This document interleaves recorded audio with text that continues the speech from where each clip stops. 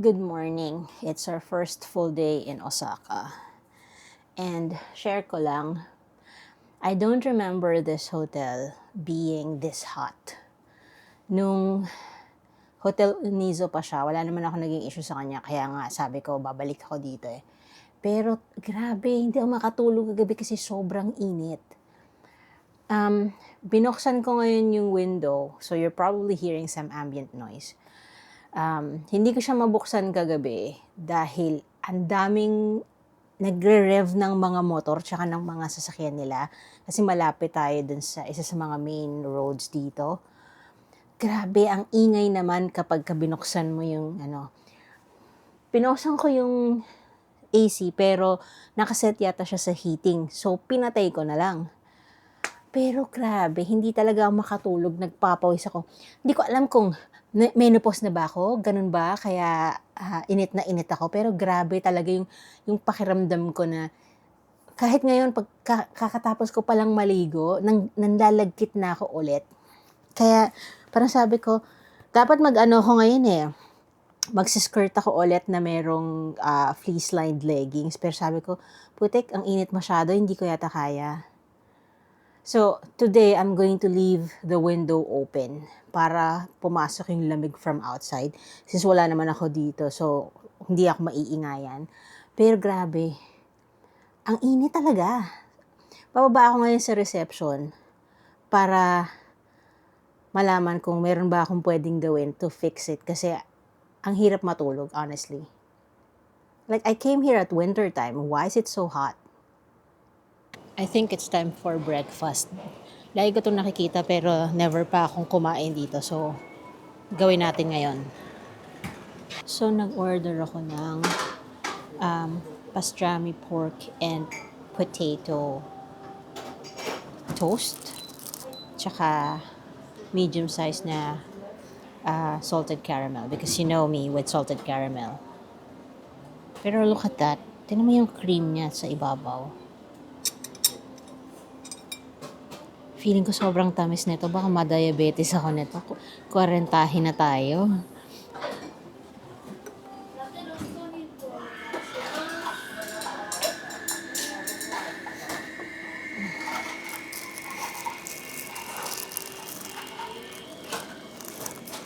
Ang weird niya, yung palaman niya nasa gitna lang, oh.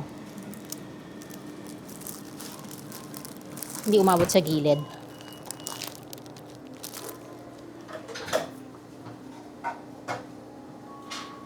So, yung unang kagat mo, tinapay lang. Wala akong planong lakad today. Ano lang talaga. Chill day sa Osaka. After ng dalawang magkasunod na araw na hectic sa Himeji siya sa Okayama. I remember nung una kong punta dito sa Osaka ng New Year. Sabi ko, nagpa-panic buying ako sa Family Mart. Kasi, sabi ko, baka sarado yung mga shops ng bagong taon. Ayokong mamatay sa gutom. Takot mamatay sa gutom. Tapos yung pala, yung buong kahabaan ng Dotonbori, kahit bagong taon bukas. The train on platform 1 is bound for Tennochi. Parang na-hyper yata ako dun sa salted caramel latte ko. So today, nag-decide ako na magpunta sa isang side ng Osaka that I've never been to. So, this is Tennoji. Hinahanap ko yung Abeno Q Mall kasi merong on-cloud shop doon at saka big camera. So, nandito ako sa big camera para bumili ng lente. Initially, itong 28 SE yung gusto kong bilhin. Ito yung presyo niya. 39 something to eh. Tama ba?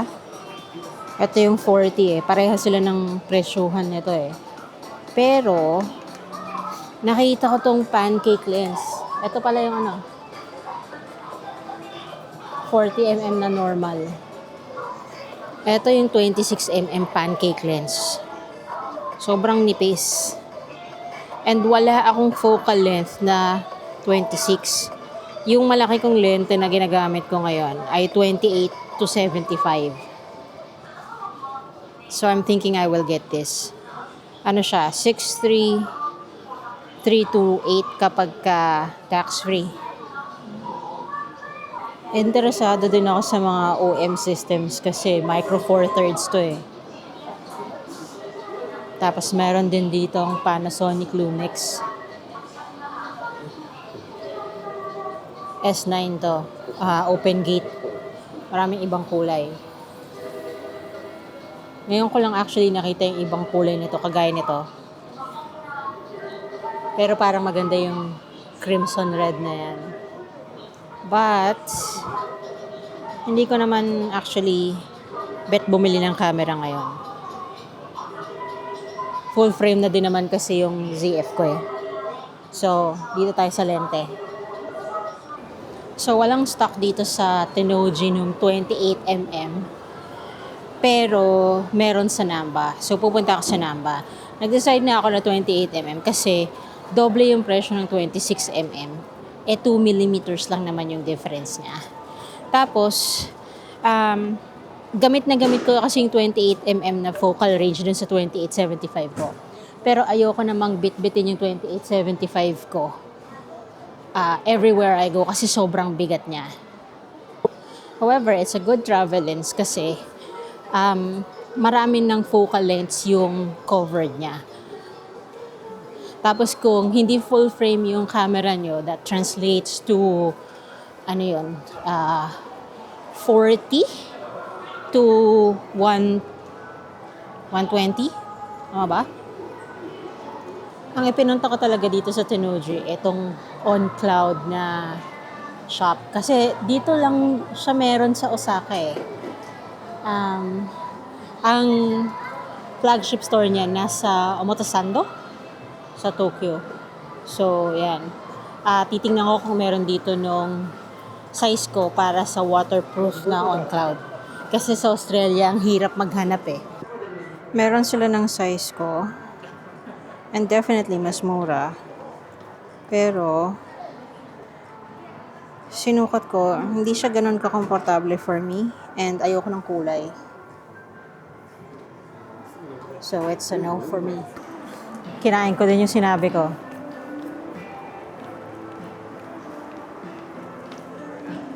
Tinignan ko kung magkano sa Australia. $270. Dito lumalabas $195. So, $75 less. But that's not the reason why. Well, it is the reason why. Ayaw ko tulungan kanina ng mas matandang Japanese. So, lumapit sa akin yung mas bata. Siguro hindi niya rin ako naintindihan, kaya ganon. So, nakabili na ako ng lente ko. Tapos, dahil American Express yung ginamit kong card, may additional 5% pa on top of the 10% na tax rebate. So, in total, 15% yung nabawas dun sa banayaran ko. Itong lente na to is usually around $480. Lumalabas na $320 lang dito. That's $160 na bawas. Ngayon, naakit ako sa 7th floor ng Big Camera kasi nandun yung mga gachapon nila. I've never played that before, so this will be the first time. There are 2 specific ones that I'm looking for. Nagtanong ako ng Tamagotchi, sold out.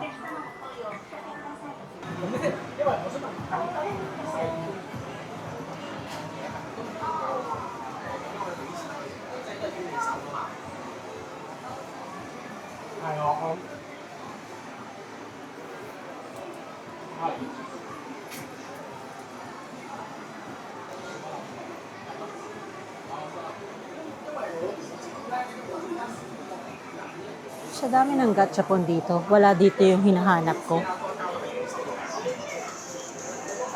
Ang hinahanap ko ay yung mga camera, miniature na camera. Meron ako kaninang nakita na yun! There you are!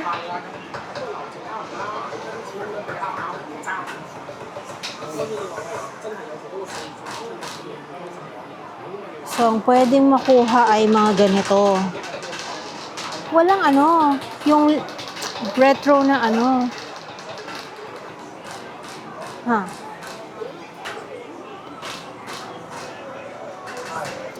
Here we go. Alin kaya dito ang makukuha natin? Wala. Binalik. Ba, nalaglag pa yung 100 ko. Ba't binalik mo?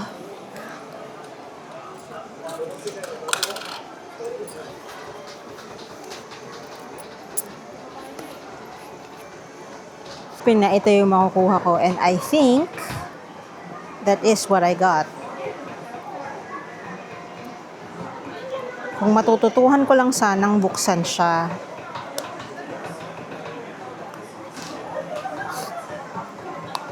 Ayan.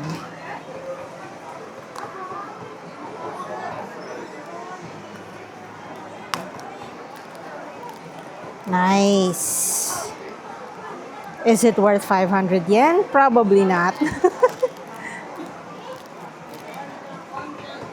Meron pang ano.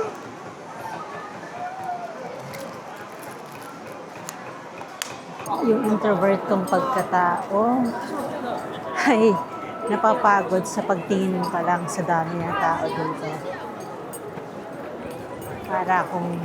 Parang kailangan ko nang mag-recharge soon. God, ang daming tao. Hindi lang siya bastang madaming tao. Wala silang pakialam kung sino mabunggo nila. Goodness.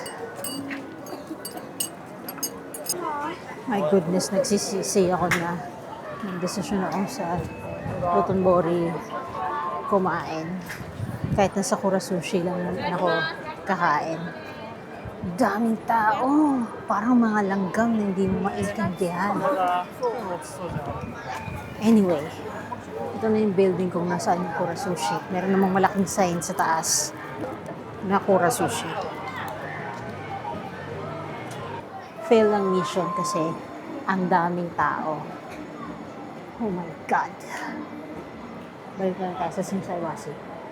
Nandito sa tapat nila yung isa pang capsule na hinahanap ko.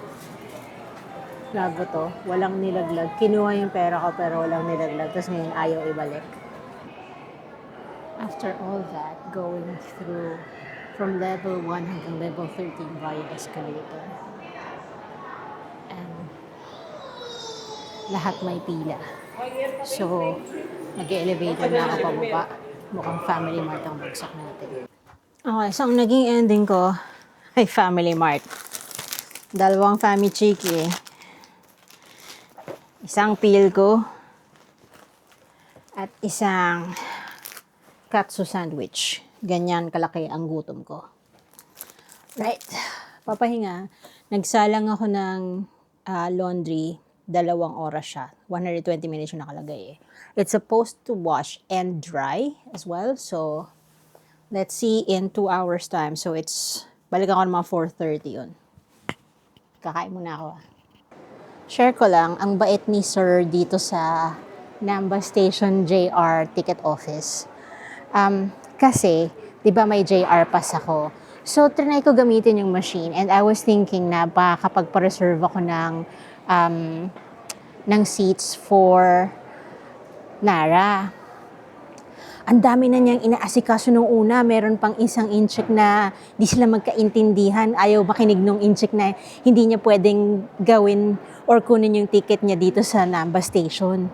So anyway, nafe-feel ko na yung stress niya. So medyo kinakabahan na ako na baka magalit sa akin. Tapos, nung pagdating sa akin, sabi ko, kakancel ko yung ticket ko kasi tapos sinabi niya sa akin, merong fee na 220. Sabi ko, okay lang. Tapos pinakita ko sa kanya yung JR Pass ko. Sabi ko, pwede ko naman to gamitin for Nara, diba? Sabi niya, oo. Tapos tinignan niya ako, sabi niya, nagkamali ka lang ba? Sabi ko, akala ko kasi nagre-reserve lang ako ng seats. Tapos sabi niya, okay, naintindihan ko yung situation mo. So, i-refund ko sa'yo ng buo, walang fee. I'm like, what? After all the things that you've been through just before me, biglang, ay nako, God bless you, kuya. Gusto ko pa rin palang sabihin na kahit na nakamask siya, alam kong gwapo siya. Matangos ang ilong, maganda ang mga mata. Nasa, I think siguro late 40s, early 50s na siya. Nagsasara na yung shops dito sa Namba. Kasi New Year's Eve today. Siyempre, may mga pamilya din naman sila.